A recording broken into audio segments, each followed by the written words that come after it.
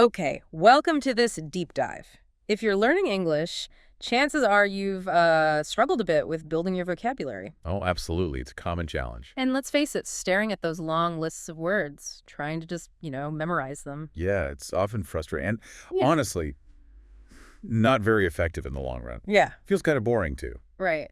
The words just don't seem to stick, or you know them but can't quite use them. Exactly. You might know the definition, sort of, but using it naturally in conversation or writing, that's a whole other thing. So our mission today is really to dig into some, well, more practical ways, how you can weave vocabulary learning into your daily life. Yeah, so it feels more natural and actually helps you become more fluent. Precisely. We want those words to stick around for good. And the big idea we're exploring is shifting away from forced memorization towards, well, building your vocabulary more organically. Through natural exposure and actually using the language. The way our brains seem to work best is with context, relevance. Okay, so not just seeing a word isolated on a list. Right. When you find a word in, say, an article where you hear it in a conversation, you see how it works. Who uses it? When? Ah, so it creates more connections in your brain. Exactly. Makes it much easier to remember and, crucially, to pull out and use yourself later. Okay, so let's get practical. How can people actually do this? What are some key ways? Well, a big one is simply immersing yourself. Lots of reading and listening. The natural exposure part. Yes, that's where it starts.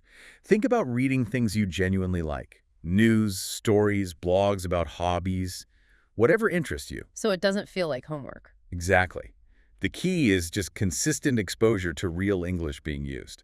You'll start picking up words without even, actively trying sometimes. Just because you see them pop up again and again in meaningful ways? And watching videos, movies, TV shows in English, that works the same way, right? Yeah, definitely. You get the sound, the visuals, Yeah. the whole context. Precisely. Listening to podcasts, following YouTubers you like, you hear the rhythm, the common phrases, the idioms. It makes the language feel more alive than just words on a page. Totally. Okay, so taking in all that content is step one for exposure. But you mentioned active use, too. It's not just passive learning. No, that's really where you lock it in. You need to move beyond just seeing or hearing the words.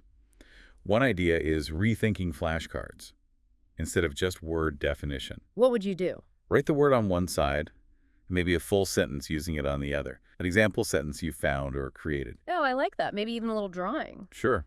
Anything that forces you to think about the word in context when you review it. And I guess the most active step is actually trying to use the words yourself. Yes, that's probably the most powerful thing. Make a conscious effort to weave new words into your speaking and writing. Even if it feels a bit awkward at first. Oh, it probably will feel awkward.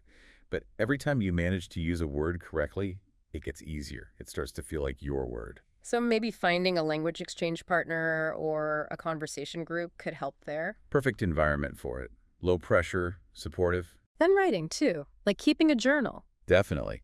Writing gives you that little bit more time to think, to choose your words carefully. You can consciously try to slot in words you've recently learned. It's like building muscle memory, but for words. Well put. Another really efficient angle is learning words in groups. You mean like related words? Yeah, word families.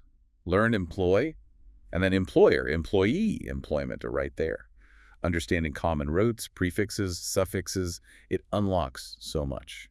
It's like getting multiple words for the price of one. Kind of, yeah. It expands your vocabulary much faster. And what about technology? Apps and things? Oh, they can be great tools. Many use spaced repetition, which is really effective for memory, showing you the word just before you'd likely forget it. And the gamification, the little games, can help keep you motivated. True. Plus, there are simpler tech-free things, too, like labeling things around your house. Sticky notes on the furniture. Yeah.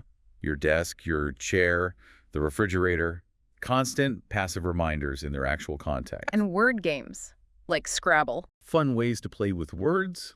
Discover new ones without feeling like you're studying. Also, exploring synonyms, different ways to say the same thing, and antonyms, the opposites. That adds depth, doesn't it? Absolutely. Knowing happy is good, but knowing joyful, content, pleased, it gives you nuance, precision. And understanding opposites helps clarify meaning, too. Okay, so if we boil all this down, what's the main takeaway? I think it's that consistency is key. Regularly exposing yourself to English and then actively using the words you encounter. That's far more effective than cramming.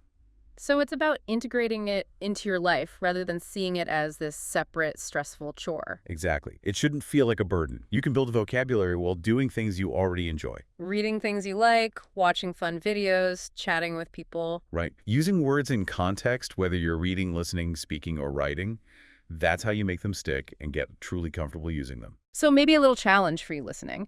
Think about one thing you already do every day. Scrolling social media, reading the news online, watching a quick video, texting someone. Just one small activity. Yeah. And think, how could you easily slip in just a tiny bit of this natural English vocabulary practice using maybe one of these methods we talked about? Because at the end of the day, learning new words isn't just about passing a test or knowing definitions. It's about more than that.